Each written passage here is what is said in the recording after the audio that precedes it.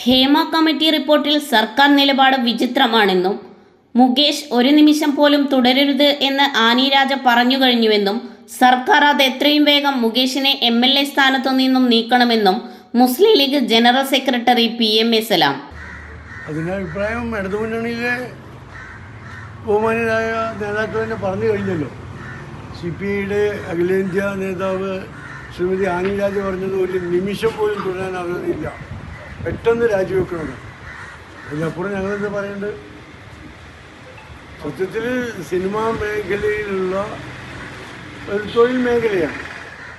അവിടെ സ്ത്രീകൾ സുരക്ഷിതരല്ല എന്നുള്ള കാര്യങ്ങളാണ് ഓരോ ദിവസവും പുറത്തു വരുന്നത്. പീഡനങ്ങൾ ഏറ്റുവാങ്ങി അവിടെ നമ്മുടെ സഹോദരിമാർ ആ തൊഴിൽ മേഖലയിൽ തുടരാൻ വേണ്ടി സർവ്വതും ത്യജിക്കുകയായിരുന്നു. അവരതിനുവേണ്ടി നിർബന്ധിക്കപ്പെടുകയായിരുന്നു. സമൂഹ മധ്യത്തിൽ മിന്നിത്തിളങ്ങുന്ന നക്ഷത്രങ്ങളെന്ന് വിചാരിക്കുന്ന പലരുടെയും തനിനിറമാണ് നമ്മൾ പുറത്തു വന്നുകൊണ്ടിരിക്കുന്നത്.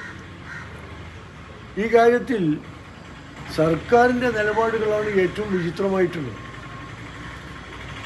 പണ്ട് ഒരു നടി പരസ്യമായി പീഡിപ്പിക്കപ്പെട്ടതിനെ തുടർന്നാണ് ഗവൺമെൻറ് സിനിമാ മേഖലയിലെ പ്രശ്നങ്ങൾ പഠിക്കാൻ ഒരു കമ്മിറ്റിയെ വെച്ചത്.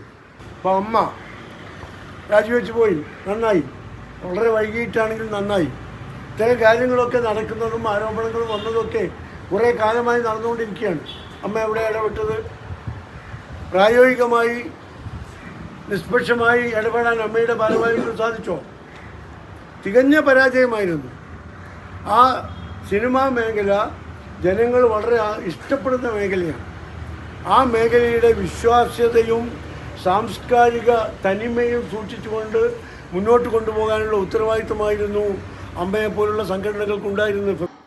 കമ്മിറ്റി റിപ്പോർട്ട് സർക്കാർ 4.5 വർഷം പൂഴ്ത്തി.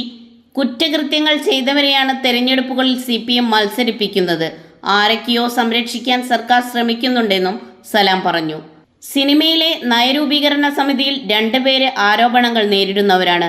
ഇവരാണ് അംഗങ്ങളെങ്കിൽ സിനിമാ വ്യവസായത്തിന് വേറെ വല്ല പേരും നൽകേണ്ടി വരുമെന്നും ഇനിയും ഇവർ തനിക്കൊപ്പമിരിക്കണോ എന്നും മുഖ്യമന്ത്രി തീരുമാനിക്കണമെന്നും PMA സലാം മലപ്പുറത്ത് പറഞ്ഞു.